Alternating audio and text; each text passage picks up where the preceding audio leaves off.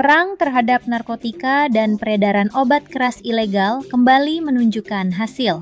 Dalam 4 bulan terakhir, aparat kepolisian di Kota Bekasi mengungkap puluhan kasus dengan pola yang semakin kompleks dan terorganisir.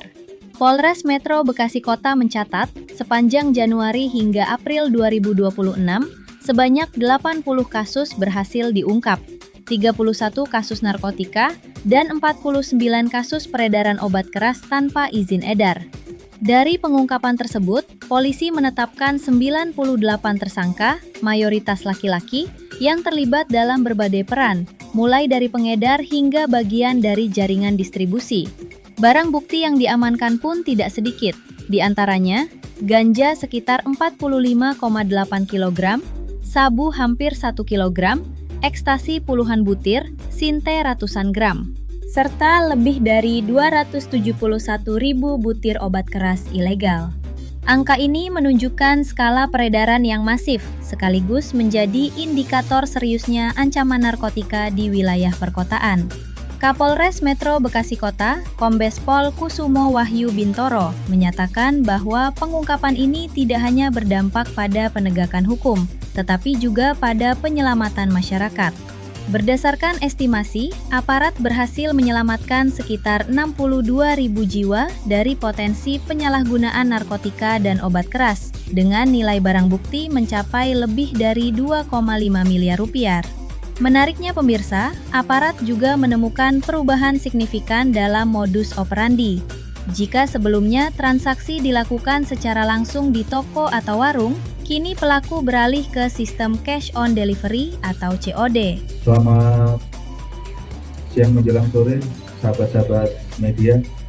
Pada kesempatan ini, kami dari Polres Metro Bekasi Kota melakukan rilis kaitan dengan upaya kepolisian yang sudah dilakukan terhadap peredaran narkotika dan obat keras tanpa izin di wilayah Kota Bekasi selama periode bulan Januari sampai dengan April 2026.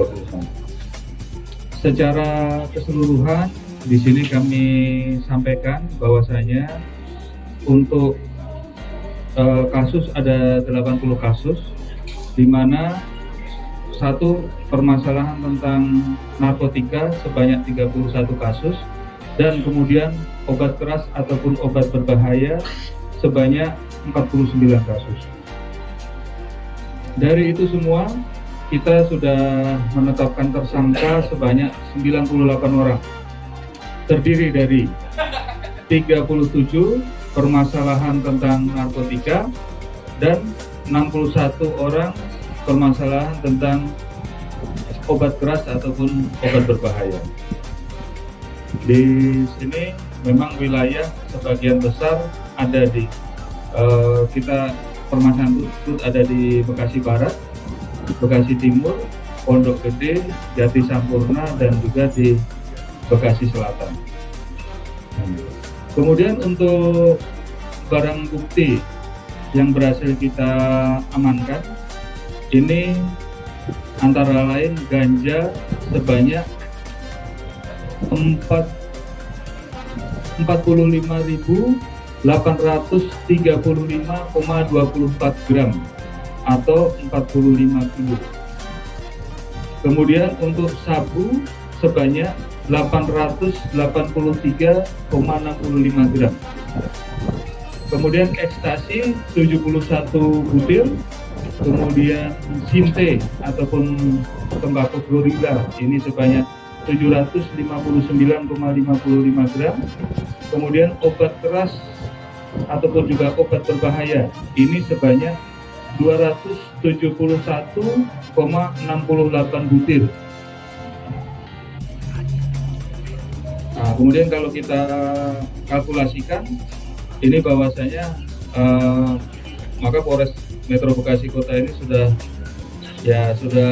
menyelamatkan sebanyak 62.000 lebih jiwa.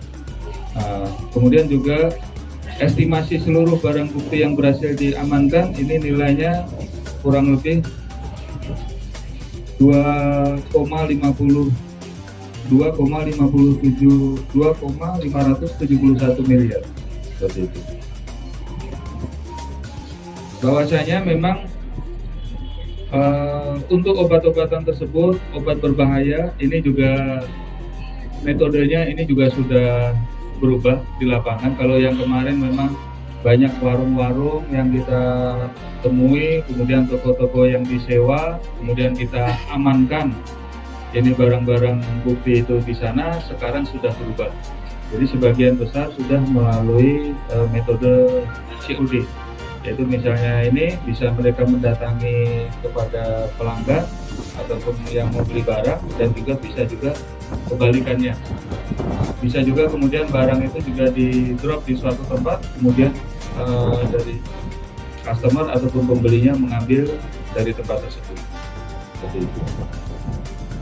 Sekali lagi ini adalah komitmen dari jajaran kepolisian, bahwasanya khususnya kami yang di Polres Metro Bekasi Kota beserta jajaran, Polsek jajaran, kami tidak ada kompromi terhadap narkotika dan juga obat-obat berbahaya.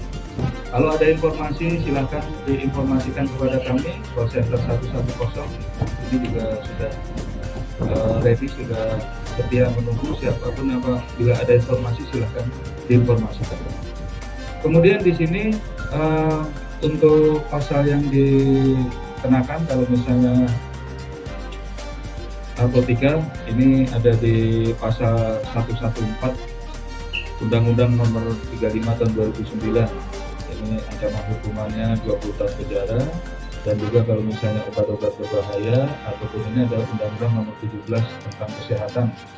Ini ada yang ancamannya pasal 435 12 tahun. Ya, demikian. Mungkin ada yang ingin disampaikan dari sahabat-sahabat media, silakan. Untuk narkoba sendiri ada indikasi dari luar negeri nggak Pak? Datangnya? Ada jaringan luar negeri gitu Pak maksudnya? Sementara untuk narkoba sendiri masih belum ya, untuk jaringan luar negeri yang dari kita masih belum. Kalau ini yang ganja kemarin kita tangkapan jaringan dari Sumatera. Kan saya Eva dari Berita Dompet Today. Kalau untuk pencegahan dari maksudnya dari luar Bekasi, dari kepolisian sendiri pencegahannya gimana? Dan apakah dari pelakunya ini ada yang residivis? Ada beberapa dari 98 tersangka tersebut, ada beberapa yang memang residivis. Terus sementara untuk upaya-upaya tentunya juga kita juga komunikasi antar sektoral ya, antara Polres, antara itu juga komunikasi, sehingga kita harapkan apabila ada informasi-informasi barang yang masuk ataupun apa, kita bisa untuk melakukan tindakan.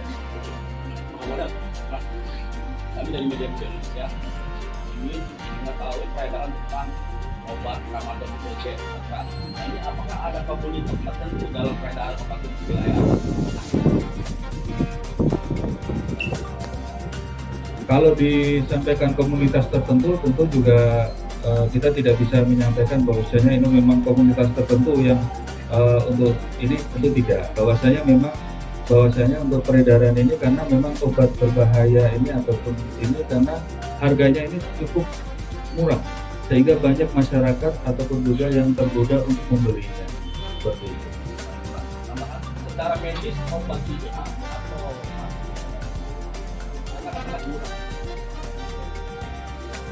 obat ini adalah asli, tetapi tentunya peredarannya dan peruntukannya tidak untuk manusia, konsumsi manusia ataupun dijual bebas seperti itu.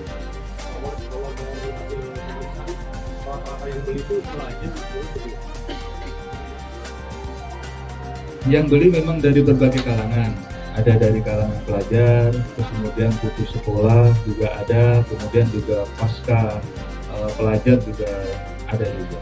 Mahasiswa pun juga ada, memang beberapa kalangan yang membeli. Peredaran obat jadi kan modusnya banyak yang mungkin dibuat kelompok dan lain sebagainya. Nah, untuk modus obatnya itu sendiri apakah dari laporan masyarakat atau siapa yang menemukan pihak kepolisian akan menelusuri warung-warung tersebut? Terima kasih. Bahwasanya memang terutama untuk peredaran obat dasar G ini memang ada sebagian yang dari informasi dari masyarakat yang kita tindak lanjuti, kemudian memang kita temukan. Tetapi memang juga ada juga informasi yang begitu kita ini kan ternyata mereka sudah tidak menjual atau memang tidak ada menjual. Kemudian juga ada hasil lidik dari kami sendiri, ini juga memang kita lakukan. Kalau ditemukan penjual tramadol itu ditindak tegas ya? Ya pasti, kita sudah tidak ada kompromi lagi. Silakan. Sekali lagi kami dari kepolisian sangat terbuka. Apabila ada informasi segera disampaikan. Nanti kita akan menindaklanjuti hal tersebut. Kita tidak ada lagi, kita tidak pandang bulu lagi. Kita misalnya ada permasalahan obat berbahaya, segera diinformasikan. Kami akan tidak tegas. Barang disimpan di lokasi terpisah, sementara transaksi dilakukan secara singkat bahkan tanpa pertemuan langsung. Pola ini menunjukkan adaptasi pelaku dalam memanfaatkan celah teknologi dan mobilitas masyarakat modern. Selain narkotika, peredaran obat keras ilegal juga menjadi perhatian serius. Obat-obatan seperti tramadol dan trihexyphenidyl kerap disalahgunakan tanpa pengawasan medis. Dampaknya tidak main-main, mulai dari kerusakan organ vital, gangguan saraf, hingga ketergantungan berat yang berujung pada gangguan mental. Saya Lulu dari Bekasi melaporkan untuk Anda. Jangan lupa untuk like, comment, share, and subscribe.